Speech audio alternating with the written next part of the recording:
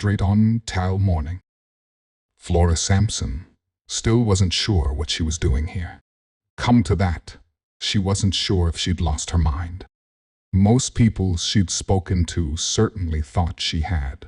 Though, to be fair, that was nothing new. The idea of a lady writer, let alone a reporter, was something people still couldn't quite seem to get their heads around.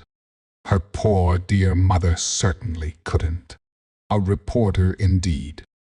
The old battle-axe had said more times than she could count. Really, Flora, what man of quality is going to want to marry a woman who tramps about in dark corners getting soot on her petticoats? Absurd. Absurd, Flora thought, as she stretched her legs in the handsome captain's chair, emblazoned with the Eton College crest. Yes, mother, absurd is right. If you only knew how much, you might die of shame.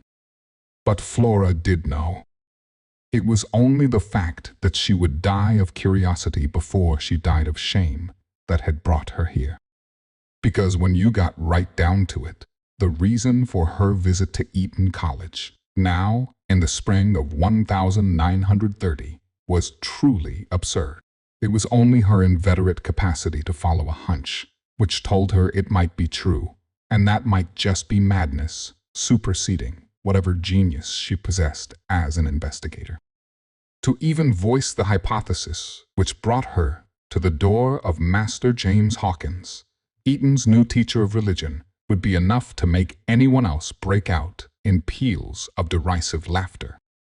To most people, that would be the end of it, but to Flora, that just made it more fun. Though, of course, she wasn't stupid. She knew that, if what she suspected were even conceivable, she would need evidence that would break through not just the disbelief of her colleagues, but the shell of an identity Hawkins himself had constructed. And so, she had dug and dug before the meeting, trying desperately to validate any piece of the teacher's scrupulously vague background she could snatch. It was only when she discovered that most of it either couldn't be proven or flatly contradicted public record that she began to think she had her man, which had brought her inexorably here to a meeting with Hawkins himself and the exposure of what might be the greatest historical cover-up, as well as the most cast-iron proof of supernatural elements beyond man's comprehension ever conceived. If she could only get him to admit it. Miss Sampson? The secretary's polite, crisp voice jarred Flora out of her thoughts. She looked up.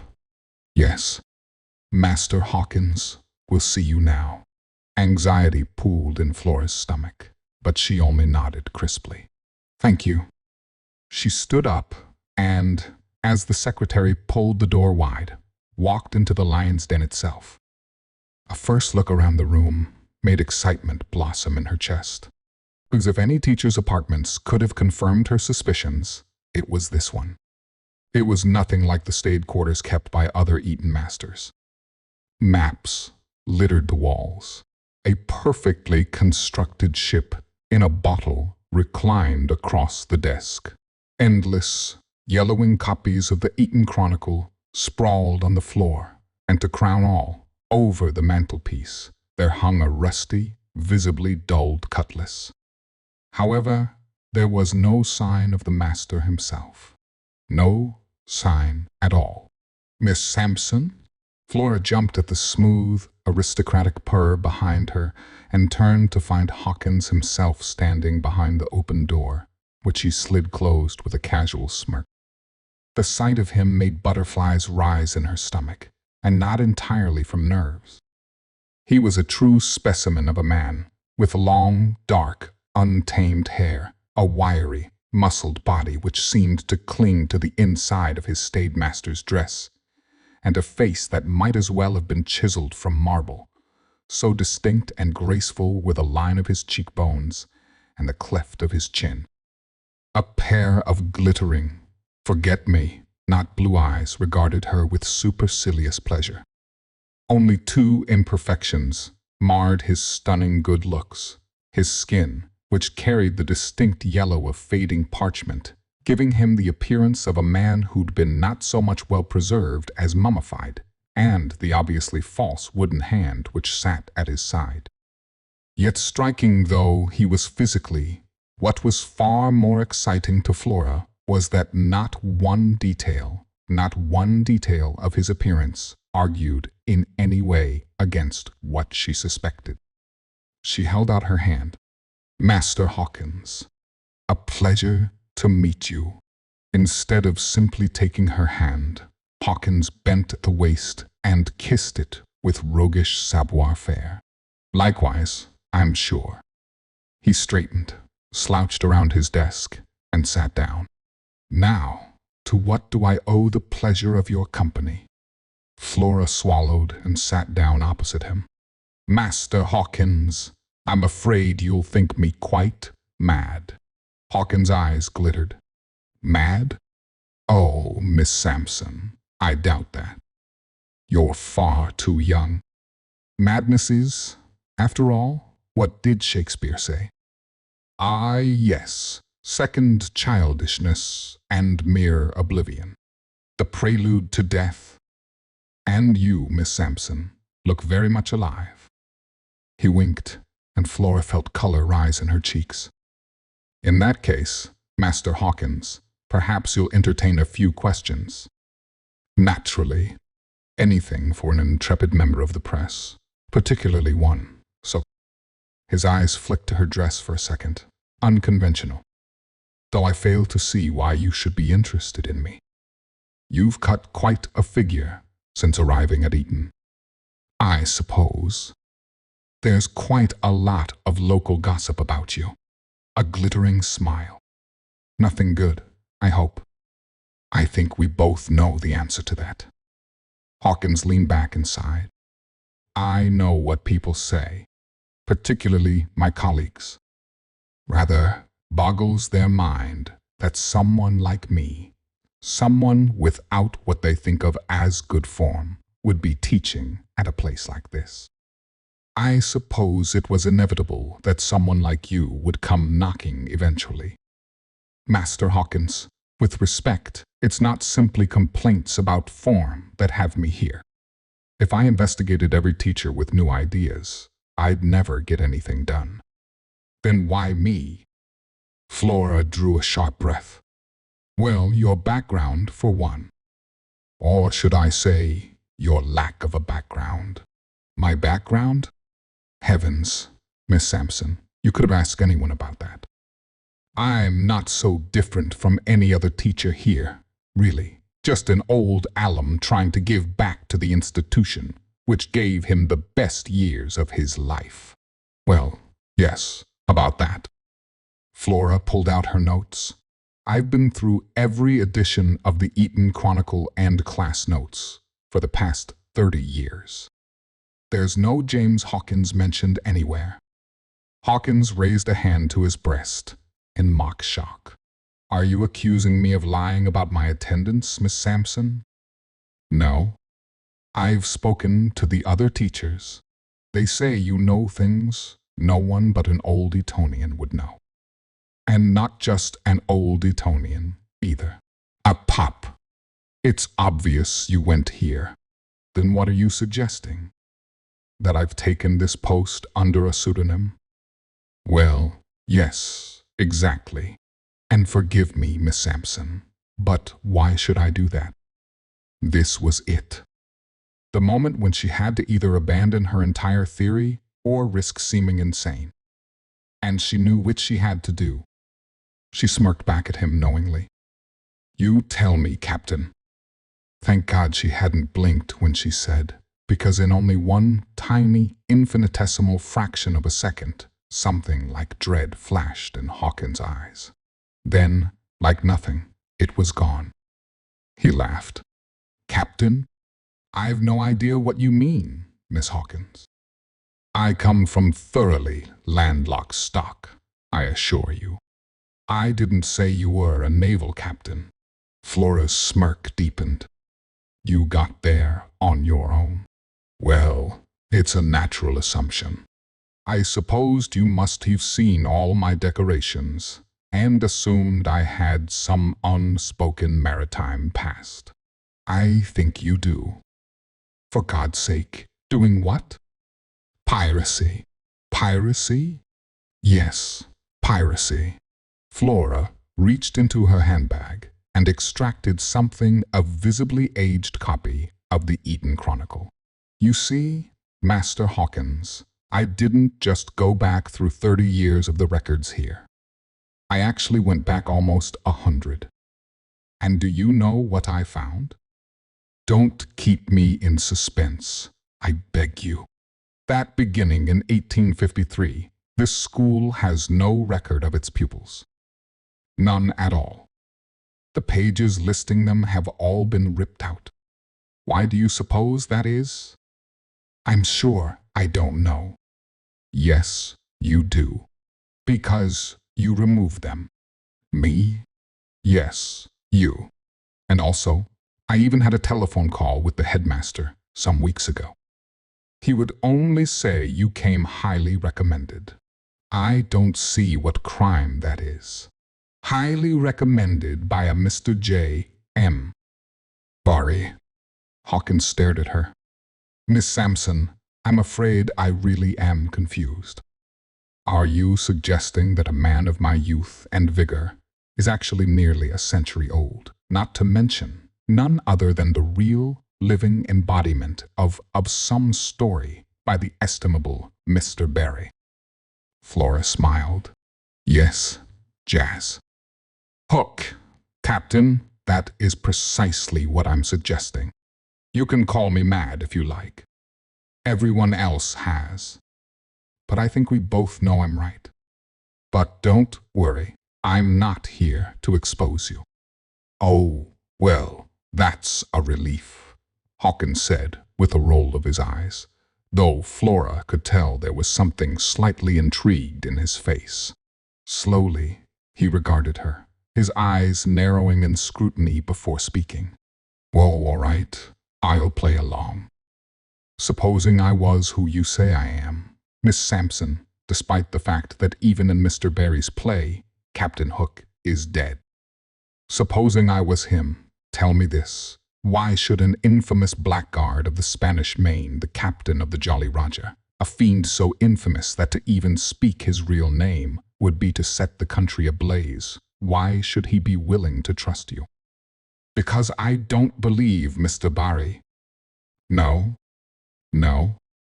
There are two sides to every story, Captain.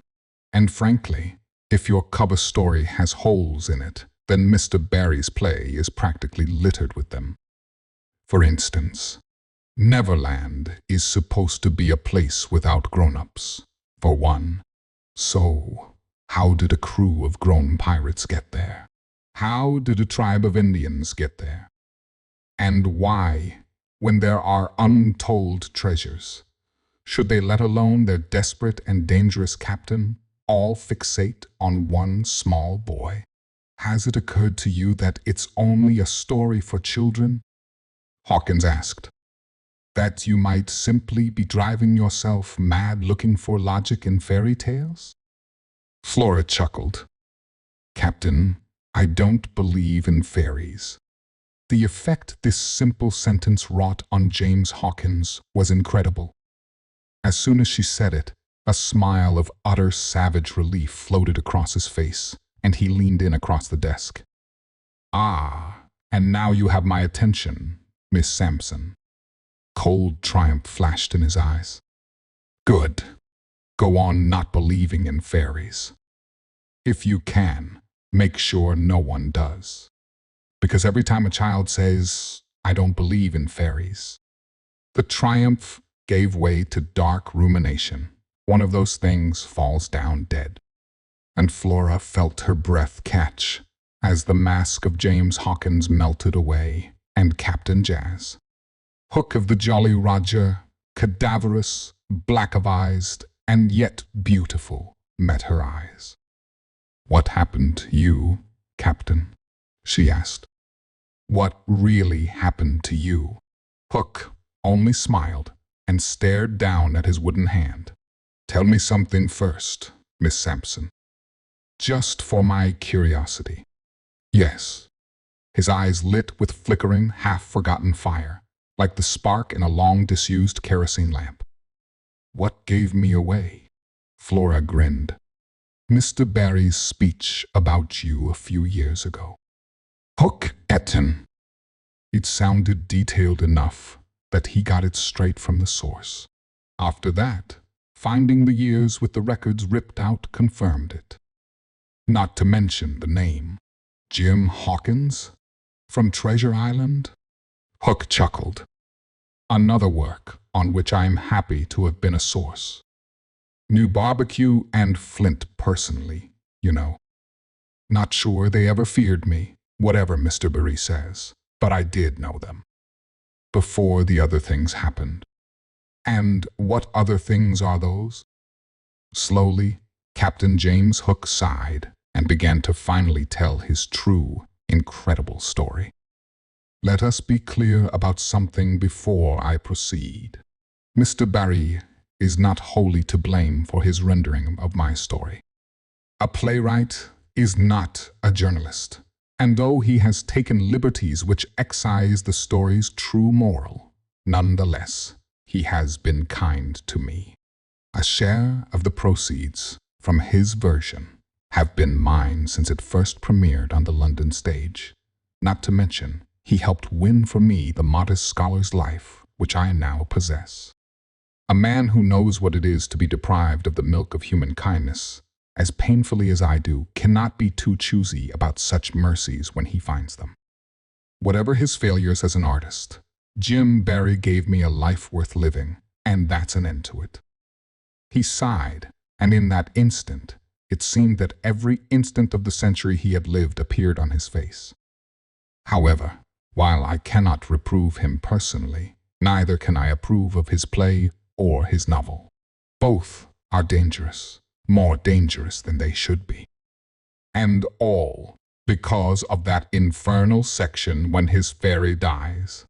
I begged and pleaded with Jim to take it out, but the man has a bit of pirate in him, and like all playwrights, he simply cannot bear to grudge his audience an opportunity for applause. Were the play only viewed by adults, this would do no harm, but its popularity among children is a great concern to me, because I know all too well what children clapping for such creatures can produce. But that is a matter for later. You're here for me, after all, not my complaints. And I'll grant you I'm an interesting subject. A man whose true identity would set the country ablaze, Jim calls me, and perhaps he's right. Unfortunately, even I have only the vaguest clues, more than a few have remarked, for example, upon my resemblance to the late Queen Victoria, or to the manner in which my curiously yellow blood was also noted as a feature of a certain lord who fell out of favor with Her Majesty shortly after my birth. Even my true surname, Gordon, holds no answers, for the last man who held it died long before my birth. All I know is that whoever I am, I must be somebody. Because only somebody would be raised, as I was, in a secluded manor house, with a rotating army of nannies, masters, and servants to look after my every need. Well, perhaps not my every need. They did leave one out, the need to be loved. And perhaps that was the beginning of all my woes. From there followed my time at Eton, the happiest days of my life, as you already know from Mr. Barry's account, and thereafter my premature departure from Balliol College.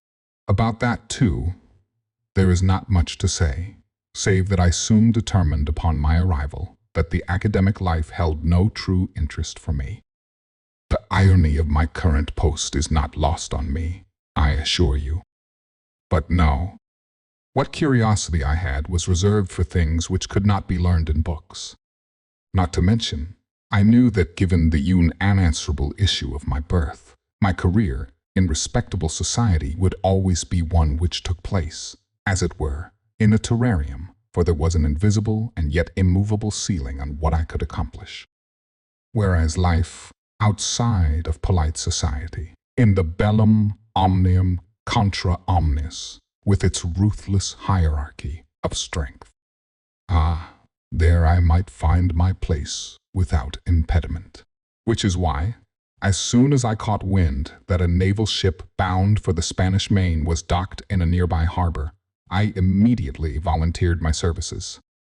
I did not stay on that ship long, though only long enough to learn the most basic aspects of sea life, and to gain for myself such calluses and bruises as would compensate for my irretrievably Etonian accent. I'm afraid that my seamates also thought me quite useless at first, and made no secret of their opinion.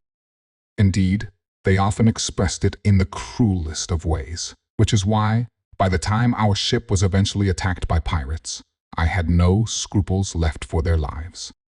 My training under Eton's fencing master made quick work of my former tormentors, and indeed, even some of the officers were no match for me.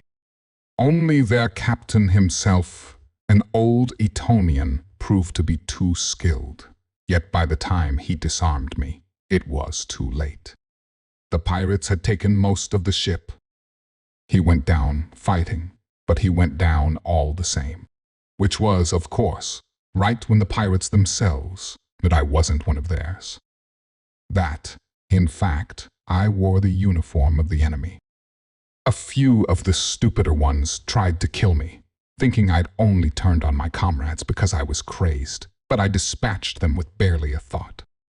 Which is when their captain finally took notice and called for them to leave off. He approached me and called for parley. I agreed. Then he asked what I wanted, so I told him. I wanted to join him.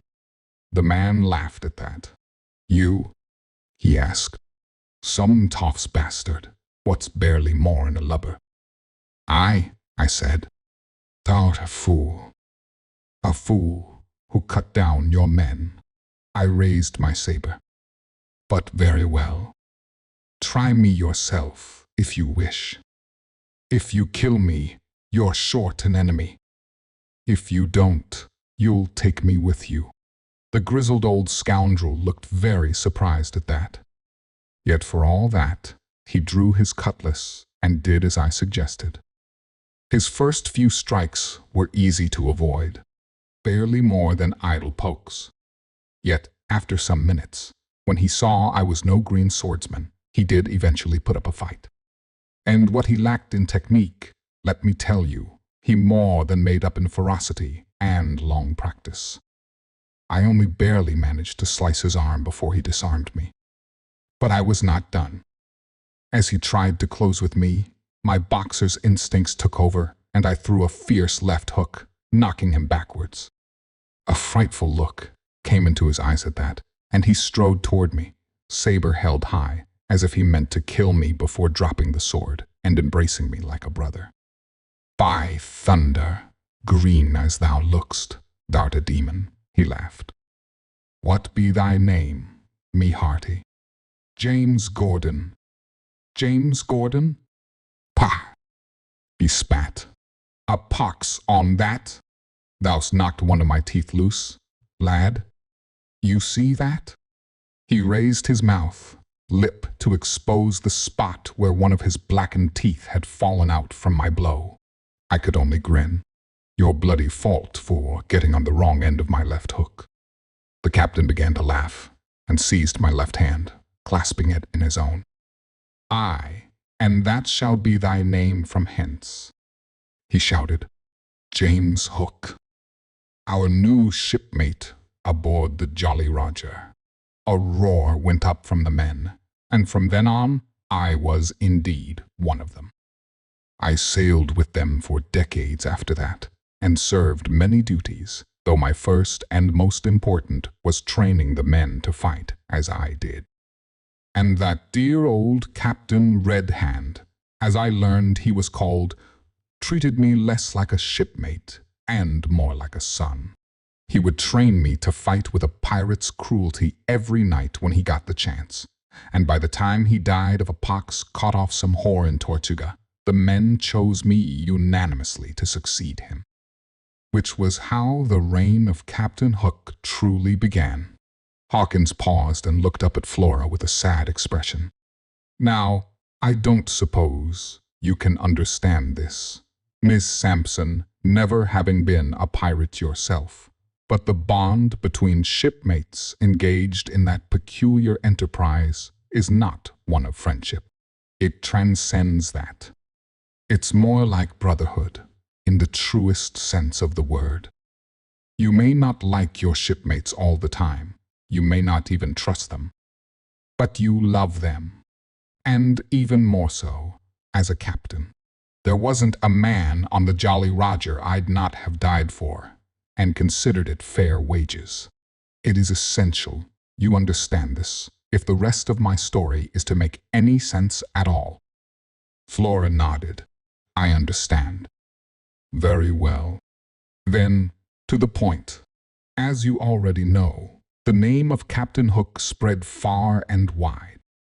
There were many in Her Majesty's Navy, or among the Spanish, or even among those who wanted the gold from one of those two countries, who would have happily seen me hanged, and if not hanged, then at least dead. I was more than infamous, Miss Sampson. I was wanted, dead or alive, and by extension, so were my crew. Which is how the whole episode began. The Spanish captured one of my men. They obtained, by torture, the knowledge of my movements, and sent their fleet to sink me. To be honest, I wish they'd managed it. It would have made everything to come so much simpler. But alas, they did not have the mercy for that. No, instead, once they had boarded and slaughtered their way through most of my crew, they made me watch as they butchered the rest, before breaking my ship's wheel and leaving me drifting into open water. They laughed as they tied me to the mast. El Capitan, si hunde con el barco. They taunted, and even not speaking much of their tongue, I knew what it meant. The captain goes down with the ship. For days and nights after that, I floated in agony, helplessly praying for the sun, or my own starvation, or even for the waves to kill me just so it could all end. You cannot imagine it. In the words of Coleridge's ancient mariner, water, water everywhere, and not a drop to drink. You do know your Coleridge, don't you, Miss Sampson? Flora nodded, and Hawkins' already bitter expression grew haunted. Good, because once you've finished with me, that might be another little errand for your peculiar brand of investigative genius. Knowing what I know now, I cannot help thinking that Coleridge's ancient mariner must have also been a real person. An unlikely muse for Coleridge, just as I have been for Mr. Barry. And, oh, what I would give to meet him, to talk with him, to tell him he is not alone in holding those dreadful memories, nor in being cursed to hold them for an unbounded eternity. I think he and I alone among the human race can know what truly lurks on the dreadful frontier of open water. It was on my third day of restless tossing that it appeared. That dreadful sail, that monstrous ship, and, oh horror, the two passengers who crewed it, playing dice for my soul. Death, and oh God, for this reason alone, I know Coleridge knew whereof he spoke. What is it, he says? Her lips were red, her looks were free, her locks were yellow as gold, her skin was white as leprosy. The nightmare life and death was she, who thicks man's blood with cold. Yes, yes, Death's companion certainly answered to that description. Yet, unlike the ancient mariner, who became her prey solely thanks to her skill at the dice, Miss Sampson, I was infinitely more foolish. For you see, she lost the game for my soul. I would have died, had not I, in my foolish terror of death and recognition of his fearful companion, cried out to her. Wait, I rasped, through parched lips and a ruined throat. Parley. The ship stopped, and life and death turned her eyes upon me, curious. I pressed my advantage. Take me, I cried. If you will only give me back my crew and my ship, then I will endure life in death willingly. Please restore what I have lost, and I am yours. There was a moment's pause, as if all existence had held its breath. And then, oh God, the fiend, the monstrous life and death herself, began to cackle and caper before me. The game is done, she cried, in a voice that was that much more monstrous, because its unearthly echo was tinged with girlish glee. I've won, I've won. And this, Miss Sampson, is when the nightmare which Mr. Barry renders as a children's story truly begins. For that very moment, she reached up to her hair and shook it. Only it was not hair, no. Those golden locks were mere illusions, which the human mind concocts in order to hide what it dare not face. For every strand of that shimmering golden, sunbeam hair was naught but endless atoms of light, falling down her shoulders like endless pouring grains of sand. No, not sand. Dust. For you see, it was not the head of life and death that those rays of light cascaded from, but rather what nested atop her head. And what was that? Nothing but thousands of small, scarab-like forms with golden wings. And it was these which, in shaking her head, she dislodged, revealing the gnarled, mangled, miniature parodies on the human form beneath their wings. They swarmed the ship, they swarmed me, as millions of radiant dust motes fell from their shapes. And I, till tied to the mast, was obliged to spend hours that felt like years screaming as they ate their way through the flesh of my now forever undying and cursedly immortal body. I was not even allowed to pass out, but only scream in endless, pealing, parched accents as my mortal flesh and organs were slowly, viciously gnawed away. But, they made one mistake, Miss Sampson. They left my eyes and ears for last. And so, the last thing I remember seeing before the things went from my eyes was Death himself begin to turn the ship beside us to sail away. And from the bottom of his cloak, I saw something poking out, something black and scaled, like a great lizard. And even as my sight went and my own screams echoed, I fancied I could hear something ringing in my ears from the boat beside me. Something soft and tremulous, but unmistakable in its regularity. The tick, tick, tick of death's great clock of time itself winding out. For, I realize now, death had won the game for my soul before my foolish entreaties, and meant to give me the small mercy of being able to recognize him, should I ever wish to face what my unmanly cowardice had postponed forever. How long I floated in black, soundless agony after that, I cannot tell. Nor can I begin to describe the sensation of feeling new muscles restring themselves across my bones, of new flesh creeping, with fiendish itching slowness up those muscles, and of new organs sprouting, agonized, inside it. I only know that when, at last, my new eyes squeezed themselves into my aching sockets, the sight which met my eyes was so sweet, it almost made the hellish ordeal worth it. My crew was alive again. My ship was at full sail, the skull and crossbones flying triumphantly atop the mast. I was no longer tied to the mast, but I now realized had fallen to my knees before it, but was free again.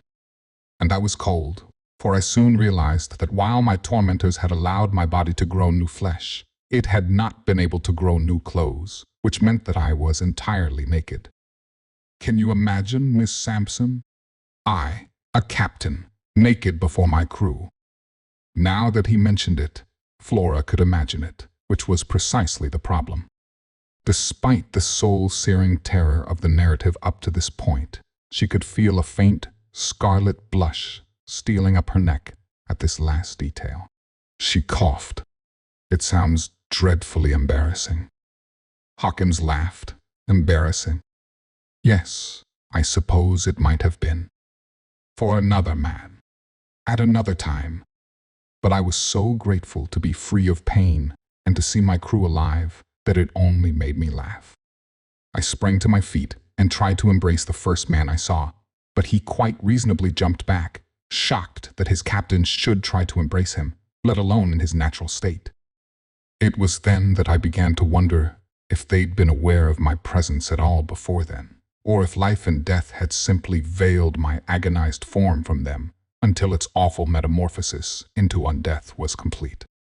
But either way, all was soon set right.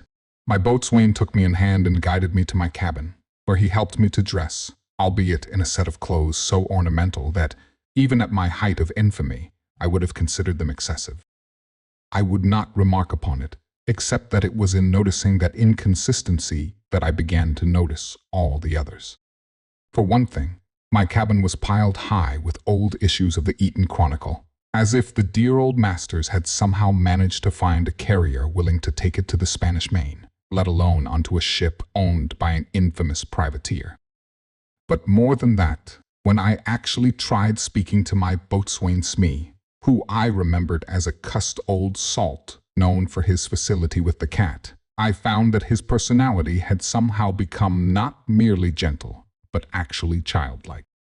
I had much the same experience when I left the cabin and called the ship to assembly. Or rather, tried to call it, only to discover that discipline on the ship was non-existent, because the crew, while they looked like my crew and sounded like my crew, had also regressed into seeming childishness. In fact, when I spoke sharply to one or two of them and told them to look sharp, tears came to their eyes, and one fellow even began to suck his thumb. I might have laughed. Only when I saw it, I began to fear that a terrible trick had been played upon me due to a careless omission on my part. That is to say, I had asked life and death to return my ship and my crew, but I had not asked for my crew to come back sane. Which was why, instead of my old crew of hardened pirates, I now found myself saddled with a ship full of childlike half-wits in their guise. A part of me was tempted to despair right then, but my manful spirit overcame the urge. So I had what was effectively a crew of boys. So what? Boys might learn as well as anyone, might mature as well as anyone, even if I'd have to be gentler with them. And anyway, what did it matter? We'd all been granted life and death, after all, hadn't we? We could not die, could not be killed. I had forever to teach them to return to their old ways, if I wanted it, and none could take it from me. And so, I resolved to be patient and gentle, until such time as they could recover their old natures. Oh, a lesser captain might have forced them all off the plank, Miss Sampson, to be sure, but not me. Not Jas.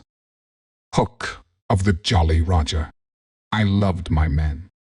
For them, I had endured hell twice. To reawaken their old souls after that was nothing. And I will say this, for all their lack of maritime discipline, their old instincts for how to sail a ship did at least seem to be intact. What's more, discipline turned out to be unnecessary, because none of them seemed to have any desire to slack at his duties. Rather, they treated the sailing of the ship as one great, delightful game, and played their parts without complaint as we drifted pleasantly for almost an hour, when a cry went up from the crow's nest. "Land!" the voice above shouted. "Land to starboard!" Now, you must understand, while I was relieved by this, what captain does not feel relief at the prospect of restocking his provisions, I was not particularly surprised. We had, after all, been attacked off the coast of Florida. It was not impossible that in the days of agony since then, we had drifted toward some island, or perhaps toward Florida itself.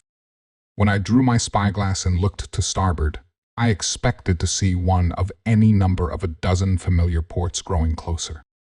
But I didn't. Quite the opposite. The island I beheld then was no island I had ever seen in my life. In truth, it did not look like any island on any map I had ever beheld, nor was there any sign of civilization to be seen at a distance. At this, my heart grew apprehensive. How far had we sailed while I writhed in agony, and for how long? I decided I would have to wait for night, and judge by the stars, for it would not do to leave my ship docked at a savage island indefinitely. However, having resolved this, the thrill of discovery took me, and I began to think of the stories told by boys of unknown islands where pirate crews might secret away treasure, or even of Columbus and Pizarro. Might I, James Hook, join such august ranks as a discoverer of new worlds, and after facing down death and his companion? I would be the stuff of legends, Miss Sampson. The stuff of children's stories. Hawkins began to laugh bitterly. And oh, how right I was, and how damnable the results.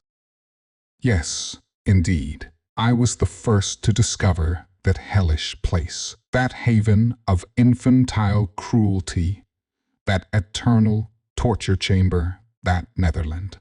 Had I known what awaited us on that island, I would have seized the wheel and tried to drag the ship off course, or perhaps even to wreck it rather than go 1 yard closer. But I did not know, and so permitted life in death's true torment to begin. We made landfall within a quarter of an hour, and no sooner did we drop our anchor than the wind which carried us stopped instantly. It did not rise again. No, not once in years, perhaps centuries, did the wind ever rise, which meant that we, poor devils, were left marooned on that island. This might have been an escape under other circumstances, for at least it might have led the poor devils under my command to starve, but not there. For, you see, our stores never ran dry. No matter how indulgently we plundered them, the day after, they would always be as full as if we had not touched a crumb or drank a drop. And as I was soon to learn, that was the least and the least terrible of what each new day would restore. Naturally, I organized a search party to explore the island, planning to make a map of its dimensions and to see if it were truly as deserted as it looked. But here, I don't suppose I can manage to keep you in suspense. You know, of course, that it was not deserted.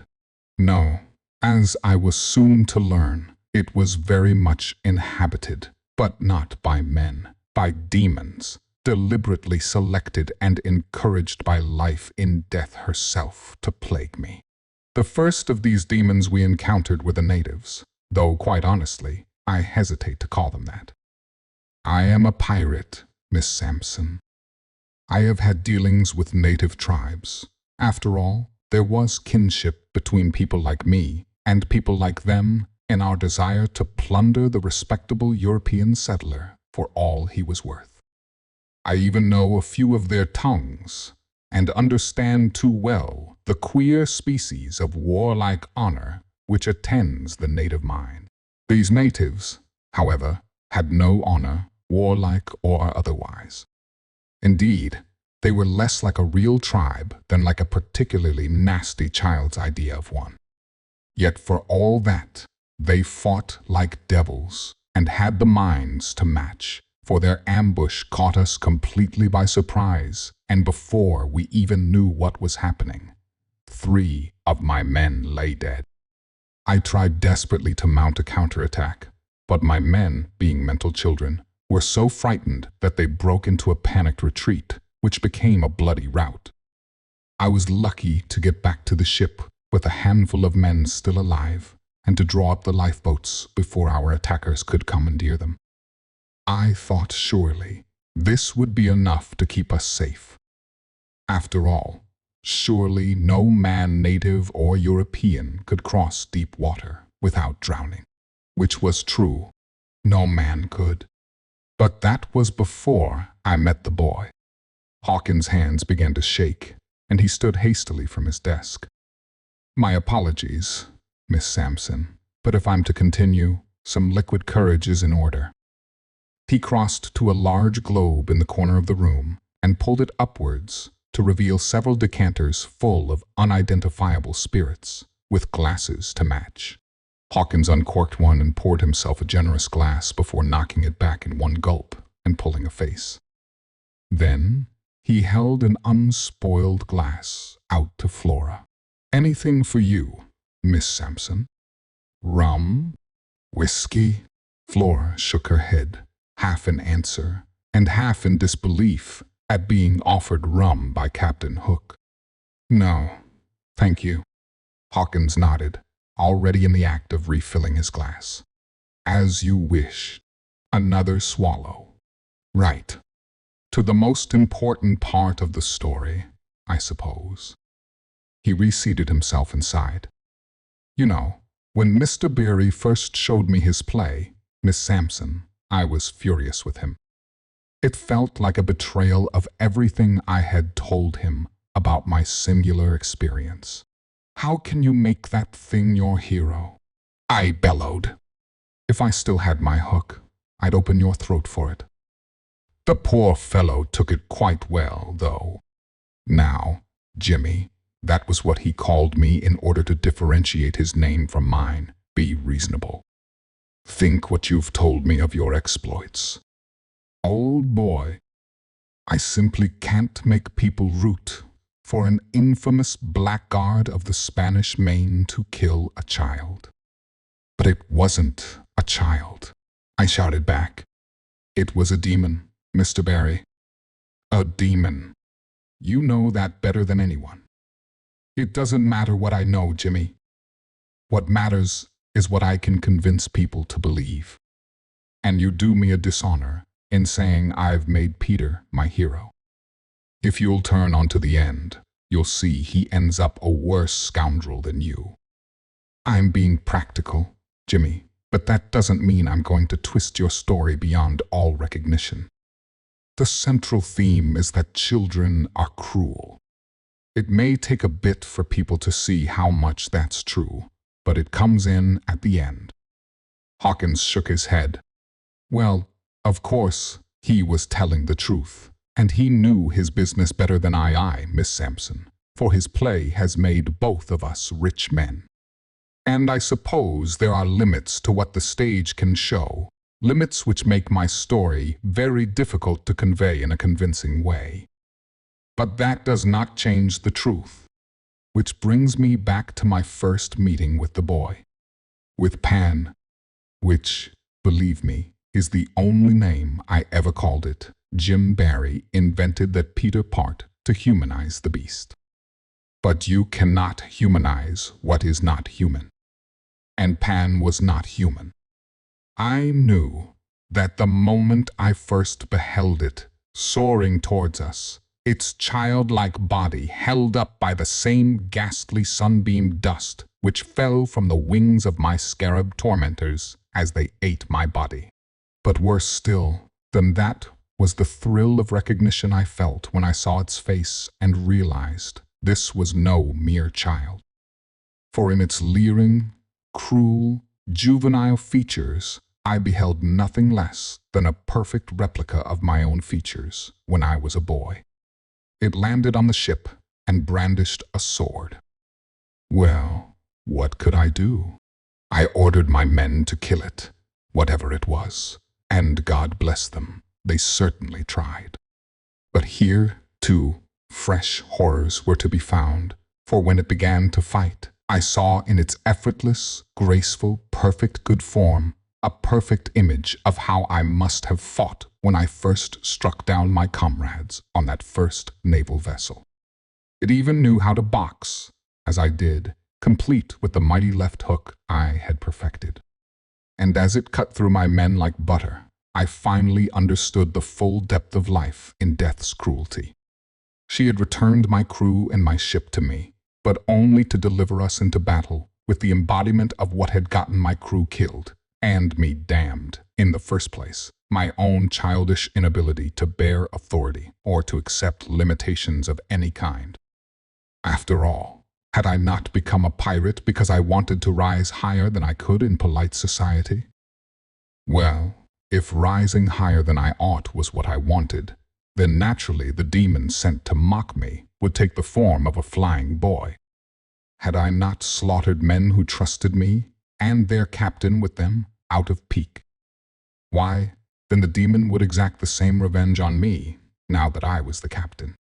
Of course, I had also refused to accept death, willingly damning not only my own soul, but the souls of all my crew, in order to avoid that last shred of consequence for my actions. But this, I admit, I did not see how the creature could imitate, at least not yet. All I knew was that I would have to close with it, with this awful mirror of the cruel, callow, thoughtless boy I had been, and kill it if I could. But I could not. God, not even if I had 100 men could I have done that. The creature was so devilishly quick, so infernally graceful, and so utterly fearless that I could as soon have fought the wind. It disarmed me in seconds, pinned me to the ship's deck with an agonizing sword thrust into my gullet, and then began what I was soon to learn was its favorite grisly game. It pulled my organs out, just as living death's fey accomplices had done. It flayed away my skin with a carving knife. It pulled my muscles from my bones and sliced my eyes and tongue and ears away with all the careless, cruel curiosity of a child pulling wings off a butterfly. And then it left me once more in soundless darkness to scream and suffer on the deck of my ship. And here the full extent of the nightmare revealed itself. For, like Prometheus, screaming each day under the ministrations of the hawk, once more my organs regrew, my muscles restrung themselves, and my flesh crept back. And once more, when I opened my eyes, to the sound of a child's imitation of a cockcrow, I found myself standing naked among my men alive, again, and childlike as before, with a ship beneath our feet where no sign of blood or pain was to be found. In fact, I soon learned that my men remembered nothing at all of the previous day or of its horrors. In their minds, we had simply docked at Neverland and been there forever. Well, even if they didn't remember, Miss Sampson, I did. And because I was still a fool, with a fighting spirit, I fancied that the prison I found myself in could somehow be outwitted. That if I were clever enough or discovered the right stratagem, I could conquer the entire island, kill its demonic inhabitants, and make it a safe haven for me and my men to spend eternity. And since I soon discovered that the hold was full, which obviated the need to go ashore, I spent the rest of the day drilling my men in tactics and fighting until well into the night. And when I finally went to sleep in my cabin, I dreamt of vengeance. But when I woke, once more to the sound of that damnable child's crowing, such dreams faded with the rest. For once more, my men remembered nothing of the previous day. However, this time, I didn't even have time to try to reteach them, because in mere hours, the ship was under attack again. Which was when I discovered the first of several things which would ultimately permit my escape. Pan was not alone. Well, really, why would he be? After all, life and death had not only me, but my entire crew to torture, if she liked. It was not so impossible to imagine that she might have created child versions of all of us, to aid in the torture. Yet, when I beheld the boys who fought at the demon's side as it landed on our ship and began its merciless attack, I knew that this was not the way of things. None of these boys acted in the least bit like any member of my crew. They did not, indeed, even resemble them. They really seemed to be just normal boys, albeit under the spell of the demon. Which, despite the ruthless efficiency of their assault, made my curiosity bloom. If these boys were not creations of life and death, but were rather actual children, then how had they been brought to Neverland, and for what purpose? Of course, this thought did nothing to prevent their cutting their way through my men with ridiculous ease. Nor did it prevent the demon from once more humiliating me and stripping away my body with its usual sadistic glee. But even as I howled in agony for yet another awful night, until the thing's crowing roused me again, that thought kept me sane. For in it, I saw just a glimmer of hope. After all, if those boys had come from somewhere, then there must be another way in to Neverland. And if there was a way in, then surely there was a way out. It was small hope, but it was hope I needed as the countless days and countless defeats crashed down upon me, despite all my best efforts at preparing my men or securing the ship against attack. I could not understand it at the time, but I do now. Hawkins' eyes burned, and he crossed to the globe, filling another glass with rum and knocking it back greedily.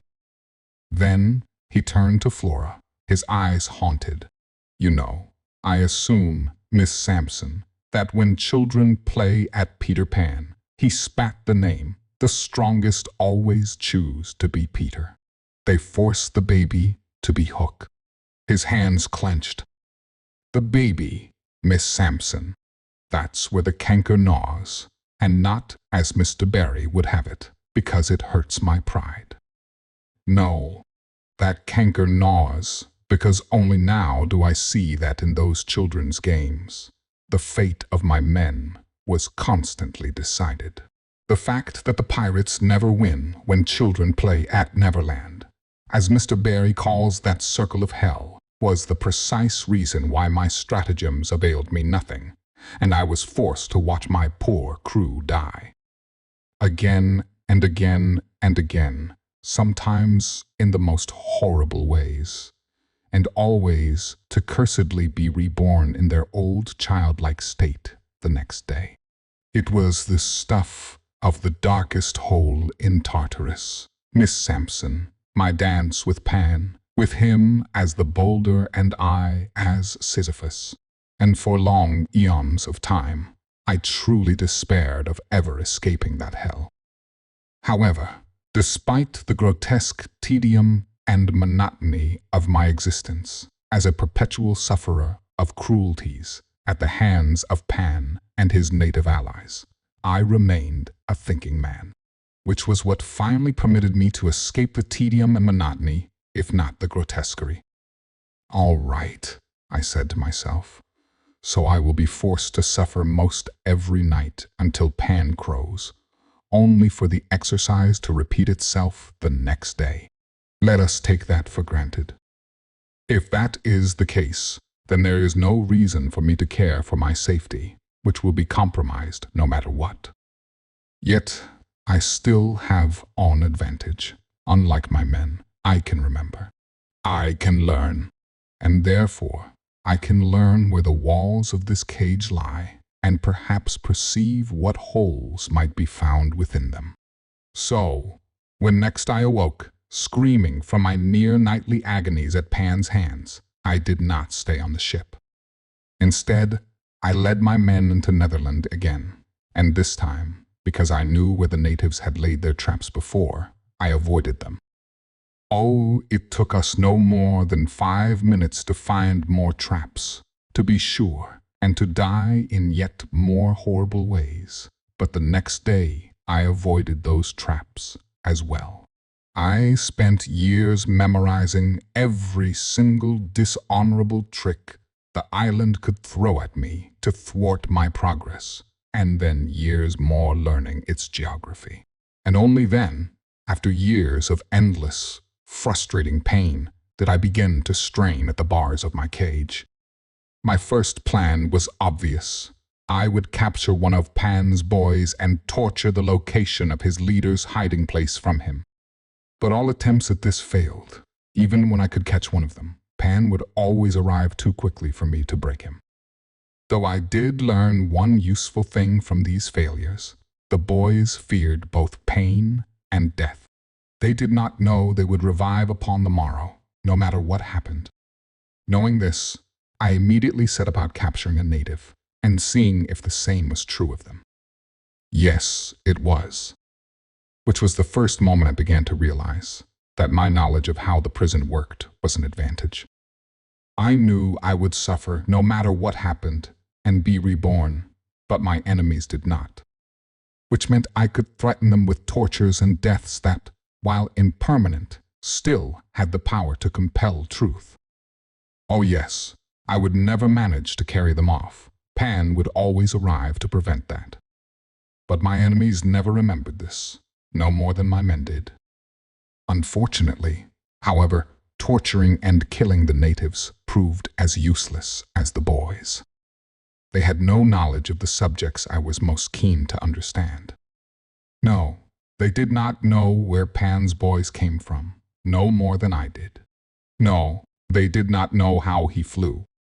No, they did not know how to leave Netherland. They had no consciousness that there was anywhere else in the world. The only thing of use I was able to get out of one of them was that their princess might know how to reach Pan's hideout. But even this was cold comfort, for without years more of memorizing the natives' movements, I could not possibly hope to capture the girl in question. Yet, what other choice did I have? If this was my only way to make the fiend vulnerable, then it was what I would have to do. So, with a great deal of fatalistic dread, I started once more, trying to fight the natives, fruitless as it always seemed. It took years of dying and agony before I could fight them to a standstill. It took a decade more to rout them. And it took yet one more decade to defeat them and keep their princess alive. But she was made of sterner stuff than I expected. Even the few times when I was able to put her to the question, she held up under torture as a queen ought, and never once revealed any knowledge of Pan's whereabouts. However, I do not begrudge the child or illusion of one, or whatever she was, that, because in my efforts to question her, I inadvertently learned something far more important. You see, Miss Sampson, Pan did not like how thoroughly I refused to be broken, and nor, I assume, did his mistress. And he particularly did not like that I was able to hurt his fellow tormentors, however briefly.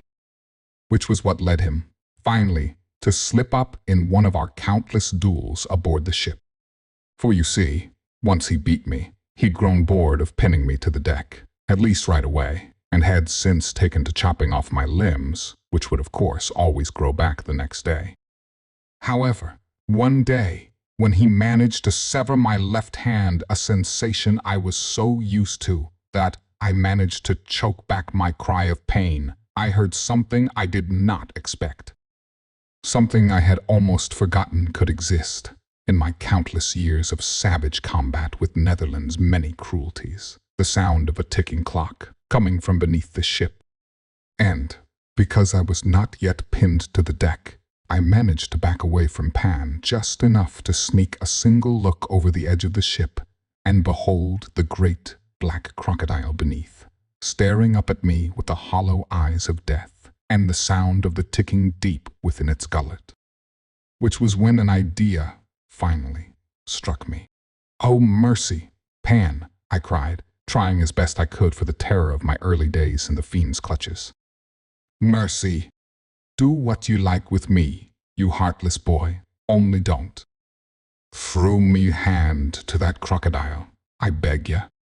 And of course, because For all his immortality and strength, Pan was still a spiteful, hateful, cruel child, he laughed.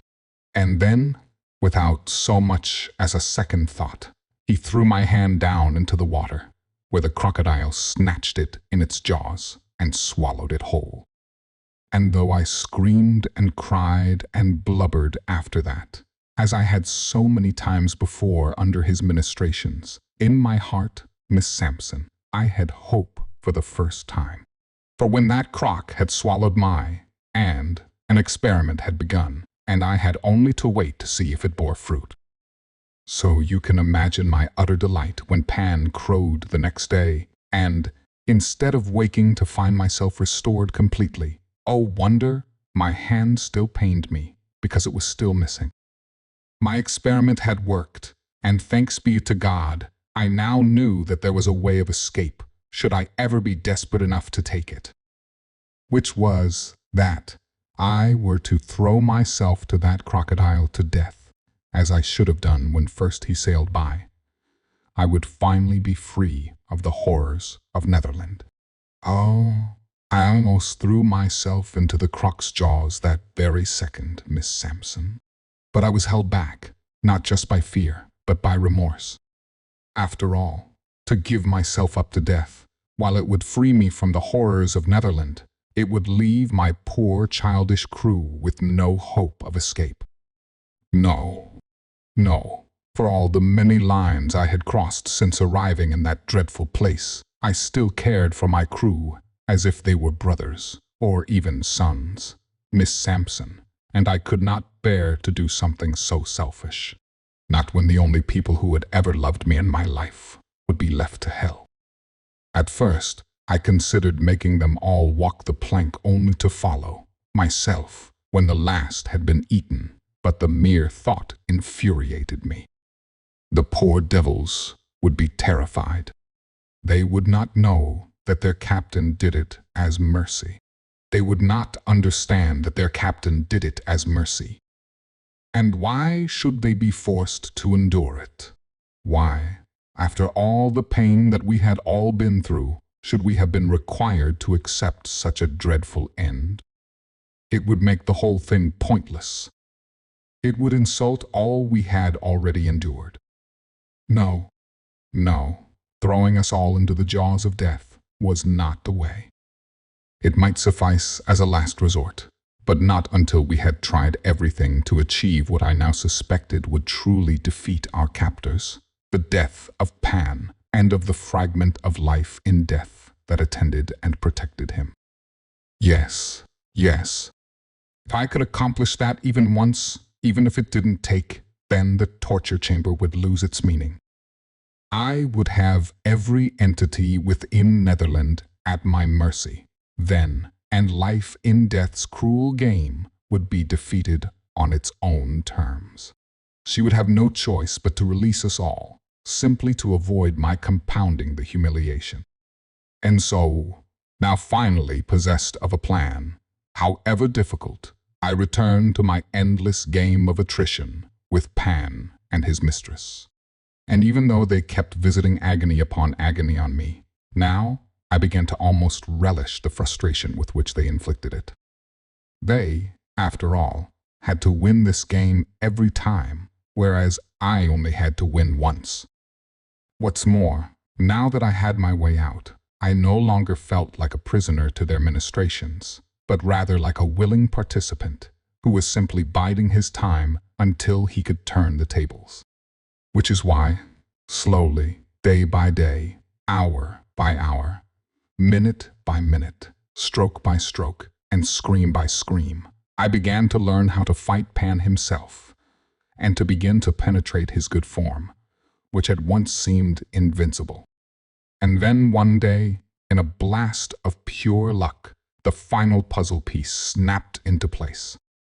I remember it as clearly as if it were yesterday, the moment when, peering through my spyglass, I caught sight of Pan soaring down to Neverland's surface. But not alone. No, this time he had company, a girl, and 2 boys. Well, that answered one question. Where did Pan's companions come from? But there was yet another, more tantalizing detail. The fiendish shard of life and death, which accompanied him, tried to send the girl to her death, almost as soon as they got within sight of the island. It was a maddeningly suggestive detail, and it sent my mind whirring such that I barely even noticed my surroundings for hours. But at last, something occurred to me, something blindingly obvious, and yet only noticeable now that it was no longer true. The fiend only ever took boys. This was the first time he had brought back a girl, a living girl, not an illusion like the natives' princess or the mermaids. And something in that threatened life in death, though for what reason I could not imagine. Mr. Barry, of course, credited the whole thing to romantic jealousy in his play, which he knows is an absurd notion, as well as I. Still, if the motive is not real, the actions are, and it was only in spying on the boys with all the tools of stealth and skullduggery I had learned to employ that I began to suspect why. Because you see, Mr. Barry tells the truth. One point, Pan had brought the girl back to be a mother. And in that little detail, I began to spy the truth. For what is a mother, Miss Sampson, but a giver of life? Real life, not the counterfeit mockery of life and death. That child's very presence on an island full of boys was an implicit challenge to the order of the fiend which ruled Neverland, for should she accept a union with any of those boys, life would intrude in full and potentially break the power of life in death forever. But it was only when I woke the next day that I realized what a challenge she truly posed.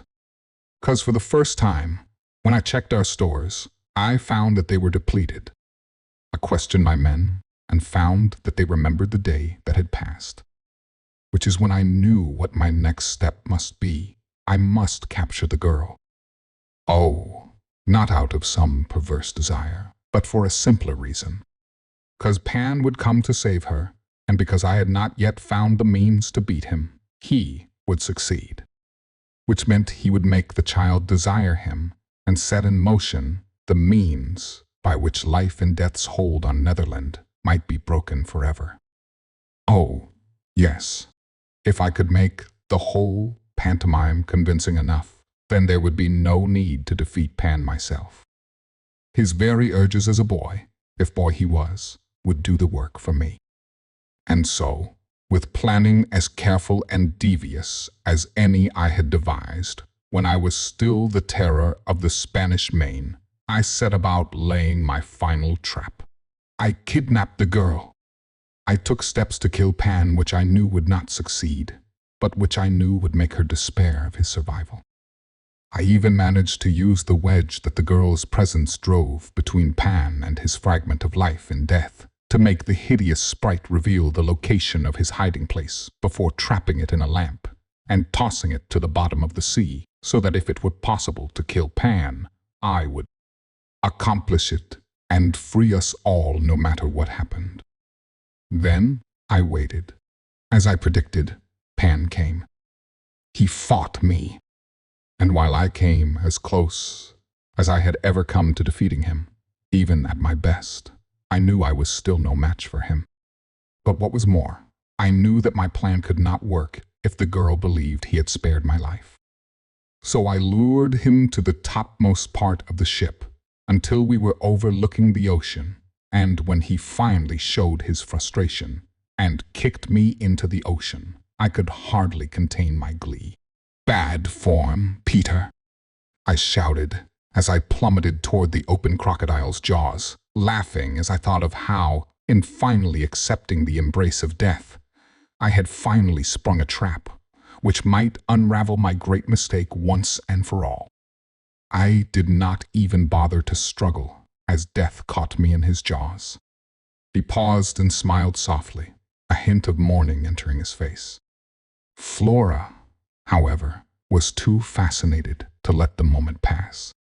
She leaned forward in her seat and, without thinking, immediately asked, "And then?" Hawkins looked up at her in mild surprise. "And then?" he repeated, as a hollow look came into his eyes. "Then there was pain, Miss Sampson. Pain beyond all other pain I had yet experienced. Pain that could unman any man, even a terror of the Spanish Main. I felt every bone crack beneath the crocodile's teeth. I felt the acid of its stomach peel away my flesh. Every inch of my physical form was violated, and I was sure that this time I would not wake, for it was Death himself who inflicted the wounds, not his cruel counterpart or one of her minions. But as you can see, I was mistaken. For my soul still belonged to life and death, even if my body was no longer her prey. She had not broken her bargain with me, even if I had fled from it. Which is why, when I woke next, it was to find myself shivering, naked, and yet alive. But not, this time, in Neverland. No, this time, I recognized the land I was on dimly, as if from a dream, as the soil of what was once the Spanish Main. Florida, to be exact, though certainly not the Florida I remembered, for as you so cleverly realized, I am a stranger in this century. As for how I managed to steal and rob and fight my way back to England, well, that tale alone could take hours in its own right. What is important, however, is that I made my way to Eton, where, as you so cleverly noticed, I ripped the records of my attendance out, just as Mr. Barry says. In fact, it was thanks to my return to Eton that Mr. Barry and I first met, for he found me sitting on the college wall, the low one, on which only members of the pop society may sit, and there saved me from being accosted by a policeman.